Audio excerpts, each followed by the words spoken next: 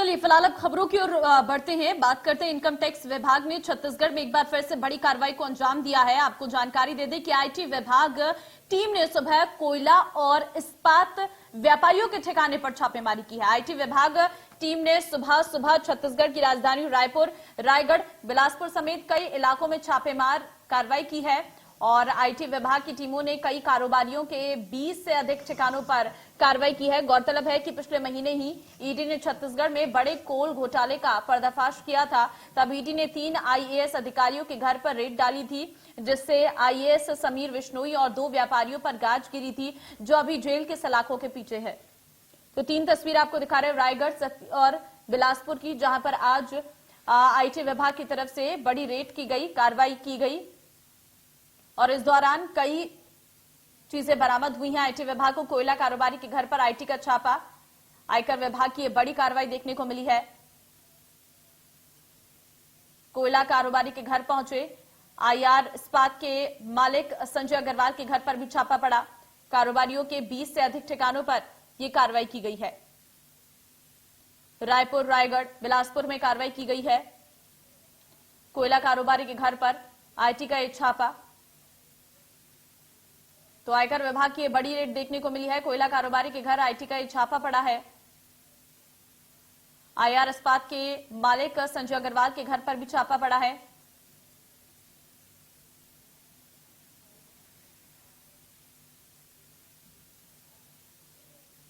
रायपुर, रायगढ़, बिलासपुर में ये कार्रवाई देखने को मिली है। तो फिलहाल छत्तीसगढ़ में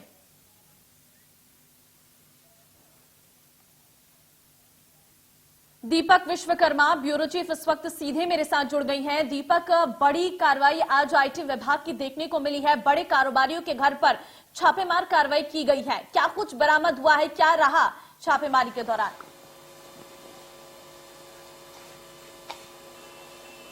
देखिए, इससे पहले लगातार महीने भर का समय कह सकते हैं, महीने भर से पूरा सितंबर ईडी की कार्रवाई चल रही थी और ऐसा कोई नहीं छूटा जो कोयले के कारोबार से जुड़ा हो, जिसके घर ईडी ना गई हो।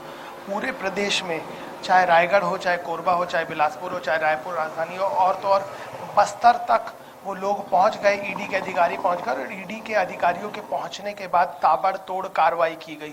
कुछ लोगों की गिरफ्तारी हुई, कई आईएएस अधिकारी सपड़ा गए और बात की जाए उसके अलावा तमाम बिजनेसमैन जो कोयले के कारोबार से जुड़े थे, उन लोगों के घर दबिश दी गई और कई लोगों को गिरफ्तार कर लिया गया, कई लोगों को रिमांड में लिया गया। रिमांड में लेने के बाद जेल भेज दिया गया।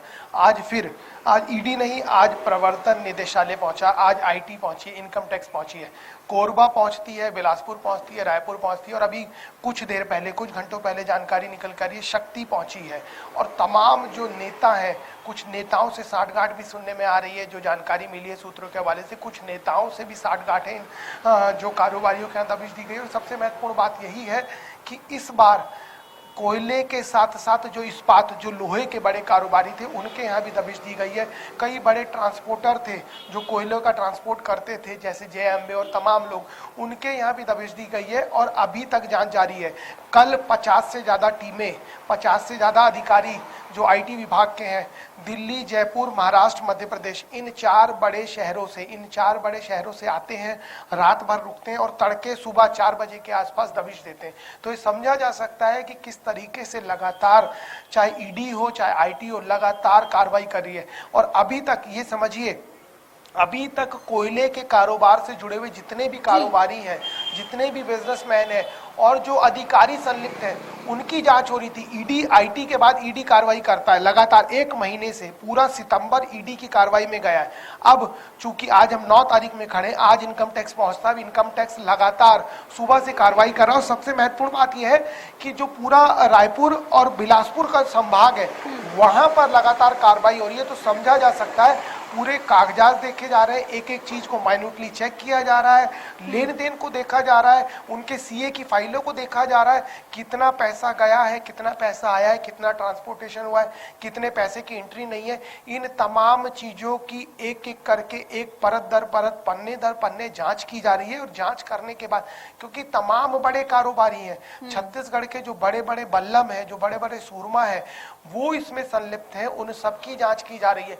जांच के बाद बाद जो भी एविडेंस मिलेंगे, जो भी, चाहे वो हार्ड डिस्क हो, चाहे वो कंप्यूटर हो, चाहे वो लैपटॉप हो, चाहे तमाम ऐसी चीजें जिसके अंदर जानकारी है, चाहे वो कोयले के कारोबार से, चाहे वो लोहे के कारोबार से, चाहे वो ट्रांसपोर्टेशन करता हो और चाहे वो उसका सीए हो, इन तमाम लोगों की एक एक चीज को देखा जा रहा है, एक एक कागज को देखा जा रहा है, सिग्नेचरी मैच की जा रही है, वो तमाम चीजें, ताकि कोई चूक ना हो। क्योंकि जब इनकम टैक्स कार्रवाई करती है तो वो एक एक चीज को काफी बारीकी से देखती है और बारीकी से देखने के बाद उसमें क्या छूट रहा है, क्या और हो सकता था, कितना ऑथेंटिक है, कि इसमें क्या गुण दोष है, इन तमाम चीजों पर परत दर परत कार्रवाई करती है। और जब परत दर परत कार्रवाई करती है तो उसके बाद अगर कोई लैकुना छूटता है, अगर कोई गलती छूटती है, अगर कोई कमी छूटती है, तो सीधा सीधा गिरफ्तारी तो करती है, उन एविडेंस को, उन कागजों को अपनी गिरफ्त में ले लेती है। और उसके बाद आप देख ही सकते हैं, क्योंकि जो ईडी की कार्रवाई है छत्तीसगढ़ के भीतर, ये ईडी की कार्रवाई वही है